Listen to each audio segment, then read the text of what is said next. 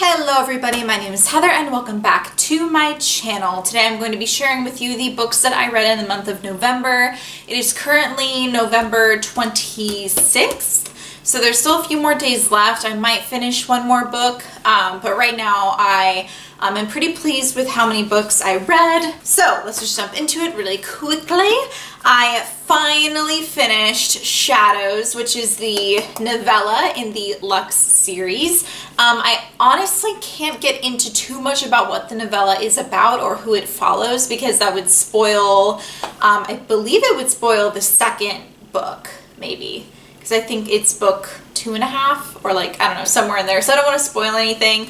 It was just okay, though. I feel like because it didn't follow the characters that I had come to really love, I wasn't very excited about it. I think I maybe gave it like a 2 out of 5 stars, maybe 2.5 out of 5 stars. I also read Fairest by Marissa Meyer. This is the novella that follows Queen Lavanna, like her history and how she came to be Queen Lavanna and everything like that. So I really did enjoy this book. I believe I gave it like 3 out of 5 stars, something like that. I mentioned it in my Top 5 Wednesday favorite villains, which I don't know if I'm posting this before or after that. So you'll see me talk a little bit more about Queen Lavanna and why it was so interesting. So definitely watch that if you want to hear more about my thoughts about Queen Lavanna as a character. I also read All the Bright Places by Jennifer Niven. Now, I have a weird relationship with this book, okay? So we follow Finch and Violet, and at the very beginning, Finch and Violet are both about to jump off of this tower at their school, and one of them saves the other, and the relationship kind of sparks from there. So this is a book that deals with mental illness, mainly bipolar disorder. Violet is also dealing with grief from the loss of her sister, but then there's also a little bit of a romantic element. To be completely honest with you, when I was first starting this book, I was really bored. I think there was something that wasn't clicking with me. I don't know what it was. Maybe if I were back in high school, I would have enjoyed it a little bit more, but I just couldn't quite connect to the story. But then, about the middle of the book, maybe a little bit past the middle, I started to like the book a lot more. So I think when I first started reading it, I was only going to give it like a 2 out of 5 stars.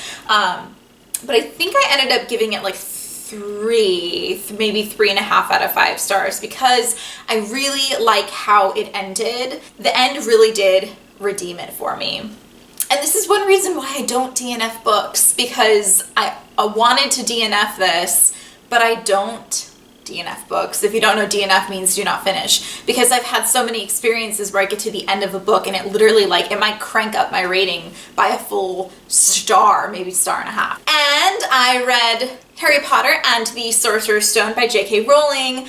Need I say anything about this? 5 out of 5 stars. I flew through it and it really made me want to watch the movies again, and I'm really excited to continue rereading this series. I was just feeling like so nostalgic and feel good. Like, I don't think I've read these books since they all first came out, so it's been a really long time, and I just couldn't believe that I liked it probably more now that I'm an adult than when I liked it when I was like, 12 or whatever years old. So I loved it. I loved it. And finally, I read Bloom by Estee Lalonde, Bloom Navigating Life and Style. So this was a 5 out of 5 star book. This is a autobiography kind of memoir written by Estee. And if you are unfamiliar, Estee Lalonde is a YouTuber, and I just love her as a person.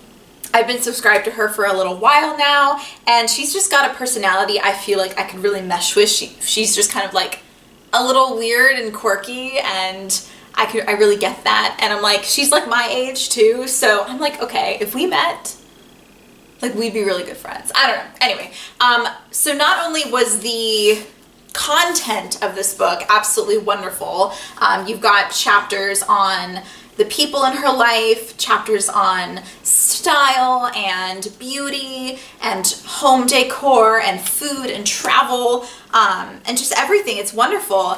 But yeah, not only is the content super great, this is a beautifully constructed book. Like, as I was reading it, I'm just like, ooh, it's that matte, super soft cover down here, but then it's like this fabric-y texture up here at the top, and the colors are gorgeous, and I just, oh my god, the pictures in here are gorgeous. Anyway, yeah, so that's it. I read 5 books this month.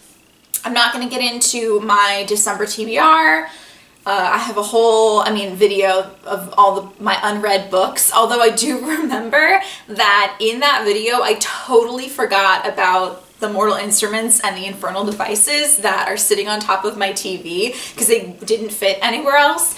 So that is 9 more books on my shameful TBR pile. I'm so excited because in December I get a break from school. So I'm gonna read so much. I think I get a break from school at the same time that I get a break from work, and I get a little bit of break from theater too. So I'm gonna I'm gonna read so much, oh my gosh. Anyway, I do want to give a quick shout out to my yoga book tag. A few of you have watched it. I feel like you all should watch it because it's an original tag, and I tag everyone to do it if you love yoga or if you love books. Feel like that's a good combination. In the video I show you the poses just to show you what they look like, but you do not have to do the poses if you don't want to do the poses. But if you do want to do the poses, totally do them because it's zen and relaxing. So yeah, I'll leave that linked down below, and I'll also make it pop up somewhere. Okay, if you like this video, please give it a thumbs up. If you like me, make sure and subscribe to this channel, and I will see you guys in my next video. Bye. We'll do a... Oops.